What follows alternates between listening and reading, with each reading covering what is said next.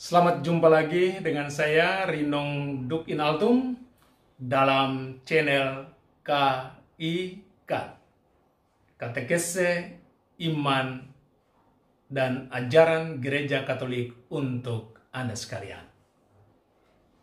Para sahabat sekalian, hari ini saya akan membahas tentang apa yang biasanya kita temukan atau kita saksikan di tengah umat dalam diri para pelayan awam yang disebut pro-diakon. Oke, ada beberapa masalah yang muncul dari praktek para pro-diakon ini. Masalah-masalah itu antara lain, pertama dari istilahnya saja. Apakah istilah pro-diakon itu ada di dalam kasana gereja, tugas pelayanan gereja, atau lebih tepatnya ada dalam kitab hukum kanonik atau tidak? Masalah lain yang muncul adalah kadang kita melihat pro-diakon ini mereka mengambil hosti di tabernakel. Juga para pro-diakon ini membagi hosti dari sibori yang isinya penuh dengan hosti lalu membagi ke sibori-sibori yang lain di atas altar. Atau para pro-diakon ini mendapatkan perlakuan khusus menyambut komuni. Misalnya di altar mereka bisa mengambil sendiri hostinya lalu menyantapnya. Dan tentunya ada banyak praktek lain yang kadang dalam tanda kutip mengganggu penghayatan iman atau pandangan umat awam lainnya. Pada seri pertama ini saya mau menjelaskan sedikit tentang sejarahnya sampai masuk pada istilah pro-diakon itu sendiri. Kita membaca dari kitab hukum kanonik yang baru, Kanon 910 tentang pelayan komuni kudus. Di sana dalam paragraf 1 dikatakan bahwa pelayan biasa komuni suci adalah uskup, imam, dan diakon. Paragraf 2. Pelayan luar biasa komuni suci adalah akolit dan juga orang beriman lain yang ditugaskan sesuai dengan ketentuan kanon 230 paragraf 3. Oke. Jadi sedikit ada sejarahnya mengapa sampai pelayan luar biasa yang dari awam ini dimasukkan dalam praktek pembagian komuni. Sedikit sejarahnya bahwa dalam Konsili Kartage 4 tahun 398 menyatakan bahwa walaupun hanya hadir seorang imam, jika ada kebutuhan untuk itu maka seorang diakon dapat diperkenankan untuk membagi komuni kudus tubuh Kristus kepada umat beriman.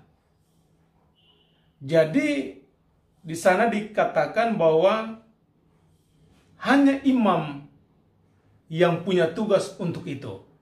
Tapi dalam keadaan khusus maka diakon juga bisa dilibatkan. Dalam Konsili Trente mengatakan bahwa penerimaan komuni sudah menjadi kebiasaan dalam gereja Allah bahwa umat awam menerima komuni suci dari tangan imam. Jadi awam tidak menerima dari awam.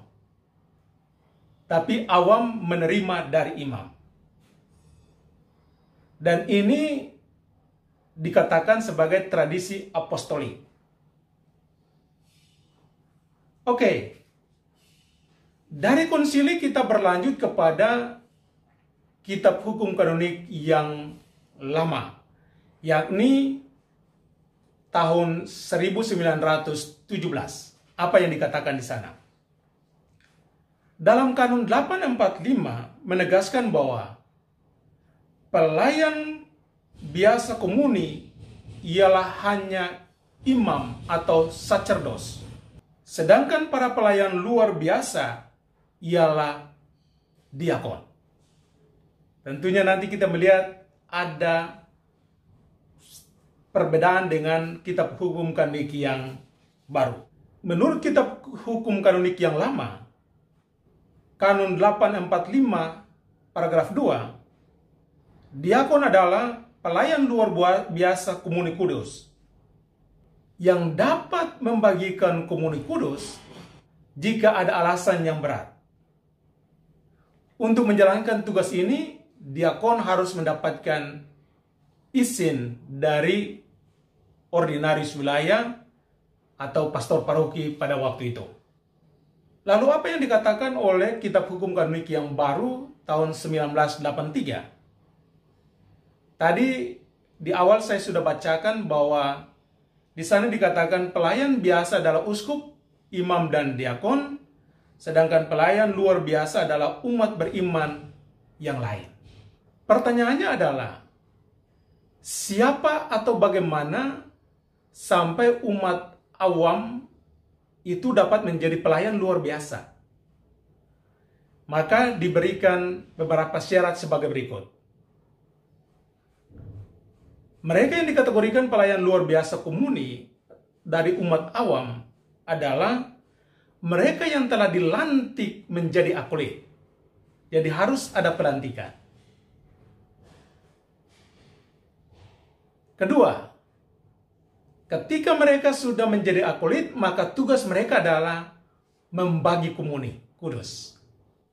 Dan ketiga, ada situasi khusus di mana awam tertentu dapat ditunjuk oleh imam yang merayakan misa pada waktu itu untuk membagikan komuni dan hanya pada misa itu saja. Jadi walaupun bukan akolit, tapi dapat ditunjuk oleh imam karena mungkin jumlah umat yang terlalu banyak untuk dapat membagikan komuni. Karena itu, untuk menjawab pertanyaan pertama, apakah istilah prodiakon ada di dalam gereja atau tidak, maka kita mau melihat bahwa jawabannya adalah, jadi istilah yang dipakai untuk para pembagi komuni dari awam adalah pelayan luar biasa, extraordinarius minister, untuk membagi komuni. Istilah ini adalah istilah resmi dalam kitab hukum kanonik. Kata extraordinarius minister mau mengatakan sifat suplementari. Jadi sifat melengkapi, bukan yang utama. Nanti ada konsekuensi-konsekuensi dari sifat suplementari ini. Karena itu memang kitab hukum kanonik menganjurkan bahwa para uskup harus bijak untuk mengatur fungsi dan peranan prodiakon ini di dalam gereja, terutama dalam Ekaristi. Karena itu apa yang dianjurkan oleh kitab hukum kanonik adalah jangan menggunakan istilah lain selain pelayan luar biasa pembagi komuni atau extraordinarius minister. Oke, dari penjelasan ini maka kita langsung mengetahui bahwa istilah prodiakon tidak ditemukan di dalam kasana pelayanan gereja, apalagi dalam kitab hukum kanonik.